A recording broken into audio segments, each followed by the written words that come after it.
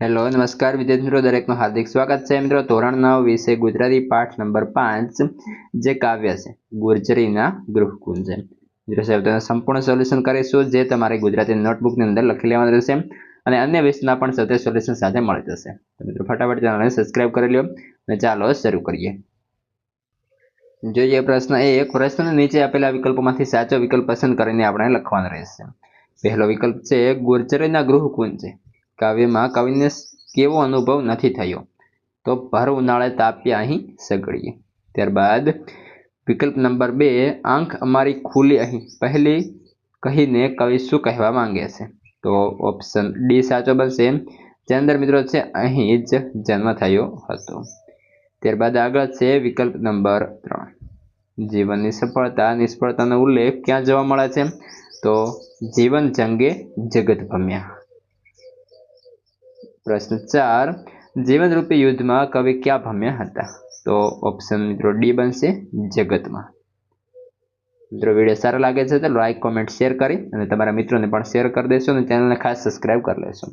પ્રશ્ન 2, જેની અંદર નીચેના પ્રશ્નોના 2-3 વાક્યની અંદર ઉત્તર લખવાનો રહેશે. પહેલો પ્રશ્ન છે ભારતના પ્રારંભમાં જીવન માટેનો કવિનો અનુભવ શું હતો?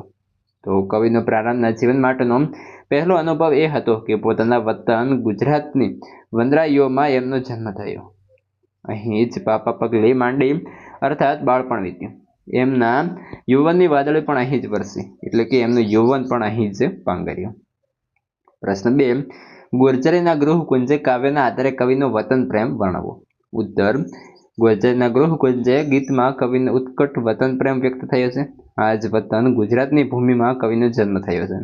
અહીં જ તેમનું બાળપણ વીત્યું અને યૌવનની વાદળીઓ પણ અહીં જ વરસી. આ વતનમાં જ તેમણે 3 ઋતુઓનો અનુભવ કર્યો. વતનમાં ખેતરોમાં, ડુંગરોમાં, ખોતરોમાં ઘૂમ્યા, નદીઓમાં નાહ્યા, કુદરતના પાનેતરમાં આળોટવાનો આનંદ લીધો. આ વતનને પોતાના તન, ધન અને પૌરુષરૂપે પ્રાણ સમર્પિત કર્યા. વિશ્વરૂપી વાડીને સુફલિત કરવા કવિએ નસ નસથી જીવન રસ સિંચ્યો. આ વતનમાં જ આનંદ કિલ્લોલ કર્યું. અનેક સુખ દુઃખમાંથી પસાર થયા. સમગ્ર દુનિયામાં ફરવાનું સૌભાગ્ય પ્રાપ્ત થયું, પણ પોતાના વતન જેવું સુખ ક્યાંય મળ્યું નથી. ગમે ત્યાં ગયા પણ કવિ જન્મભૂમિની માયાને ક્યારેય ભૂલ્યા નથી. આમ કાવ્યની દરેક પંક્તિમાં કવિનો અપાર વતન પ્રેમ છલકાય છે. પ્રશ્ન 3, નીચેના પ્રશ્નના 7-8 વાક્યોની અંદર ઉત્તર લખવાનો રહેશે. જેની અંદર પહેલો પ્રશ્ન જોઈએ, તમારા બાળપણનો એક અનુભવ તમારા શબ્દોમાં લખો. તો જોઈએ, જ્યારે હું ધોરણ 7માં અભ્યાસ કરતો હતો ત્યારથી આ વાત છે. શાળામાં મારી પાટલી પર બેસતા મારા જીગરી મિત્ર રાકેશજી દિવાળીના વેકેશનમાં મને મારા ભાઈ બહેન અને માતા પિતા સાથે તેના ગામમાં આવવાનું આમંત્રણ આપ્યું હતું. કુદરતના ખોળે શેત્રુંજી નદીના કાંઠે વસેલા નાની રાજસ્થળી ગામનું પ્રકૃતિ સૌંદર્ય અદ્ભુત છે. સવારે 8 વાગ્યા મેં રાકેશના ઘરે પહોંચ્યા. ત્યાંથી અમારા બંને પરિવાર એમના ખેતરે પહોંચ્યા. ખેતરમાં કપાસ ને મગફળીનો લીલોછમ પાક લહેરાતો હતો. સેટા પર તુવેર વાવેલી હતી. સીતાફળ અને જામફળી પર કાચા અને પાકા ફળો લટકતા હતા. કપાસ અને મગફળી ચાસમાં મુખ જગ્યાએ ચીભડાના વેલા હતા. ત્યાં એક કૂવો હતો.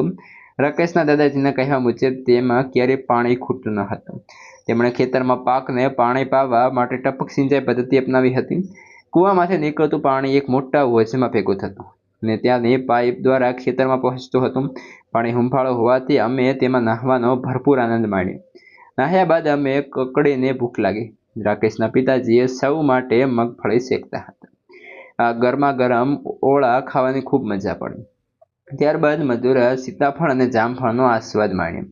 બપોરે 1 વાગ્યે અમે સૌએ ખેતરમાં જ ભોજન લીધું. ત્યારબાદ વૃક્ષો નીચે ખાટલા ટાળેલા હતા, ત્યાં થોડો આરામ કર્યો. 3 વાગ્યે અમે ગામમાં વહેતી શેત્રુંજી નદી પર બાંધવામાં આવેલો ડેમ જોવા ગયા. અમને ખૂબ મજા પડી.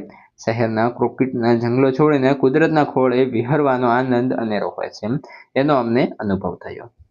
પ્રશ્ન 2, ગુર્જરીના ગૃહકુંજે કાવ્યના આધારે ગુજરાતનું ગૌરવ દર્શાવતા મુદ્દા લખો.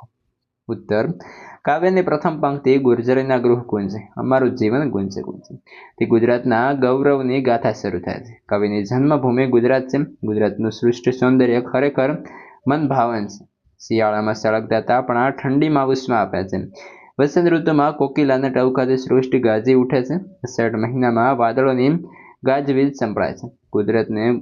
કુદરતે ગુજરાતને ક્ષેત્રો, ડુંગરો, કોતરો અને નદીઓથી શણગાર્યો છે. કુદરત જાણે પાનતરમાં શોભી રહી છે.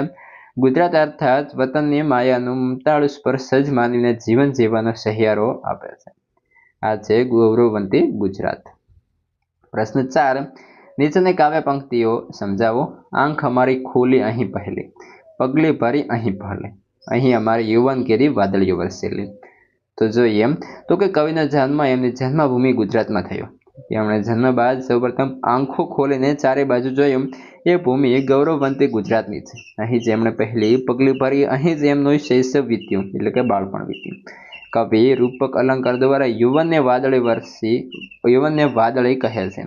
જેમ વાદળી વરસે અને અનાજ પાકે એમ કવિનું યૌવન ખીલ્યું. મિત્રો આ હતું સંપૂર્ણ સ્વાધ્યાય સોલ્યુશન.